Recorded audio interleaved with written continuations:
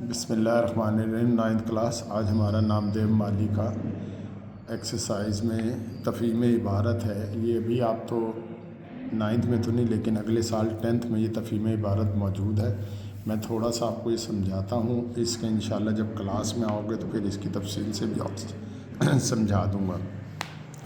بات کو دوسروں تک پہنچانے میں زبان کو بڑی اہمیت حاصل۔ امتحان میں طلباء کی زبان دانی کا جائزہ لینے کے لیے کسی تحریر کا اقتباس اور اس کے آخر میں چند سوالات دیے جاتے ہیں، جن کا مقصد یہ تھا کہ اس تحریر کے مفہوم کو کس حد تک سمجھتے ہیں۔ اس ضمن میں چند باتیں ہمیشہ مد نظر رکھیں۔ عبارت کے نفس مضمون کو سمجھنے کی کوشش کریں۔ سوالوں کے جوابات عبارت کے مجموعی تاثر کے پیش نظر دیں۔ جتنا سوال پوچھا گیا ہے اتنا جواب دیں۔ جواب اپنے الفاظ میں لکھیں۔ عبارت آرائی سے گریز کریں۔ عبارت یعنی وہاں سے لکھ کر نہیں کاپی کرنا۔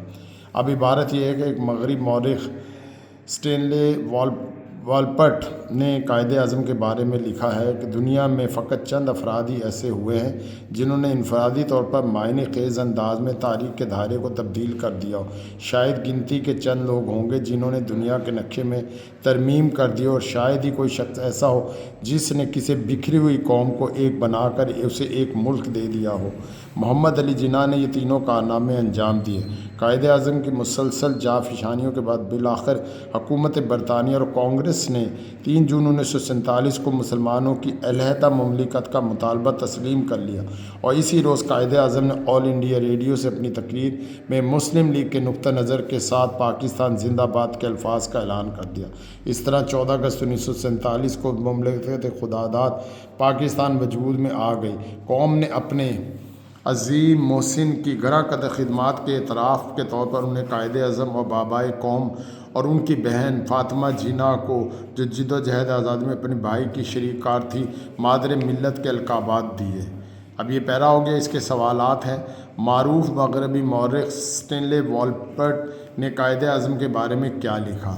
قائد اعظم نے پاکستان زندہ باد کے الفاظ کا استعمال کب کیا؟ مملکت خداداد پاکستان کب وجود میں آئی؟ قوم نے قائد اعظم کی بہن محترمہ فاطمہ جناح کو کیا لقب دیا؟ اس تحریر کا ایک عنوان تجویز کیجیے۔ یہ آپ نے 5 سوالوں کے جواب یہاں سے اپنے الفاظ میں لکھنے۔ انشاءاللہ اسکول کھلے گا تو یہ میں آپ سے کاپی پہ چیک کروں گا، پھر آپ کی اصلاح کروں گا۔ جواب میں ابھی بھی لگوا سکتا تھا، لیکن وہ پھر آپ عادی ہو جاتے، اس لیے اس کی پریکٹس آپ نے کر کے آنی ہے۔ انشاءاللہ میں جب اسکول کھلے گا میں آپ سے یہ چیک کروں گا، ٹھیک ہے؟ اجازت دیجیے، اللہ حافظ۔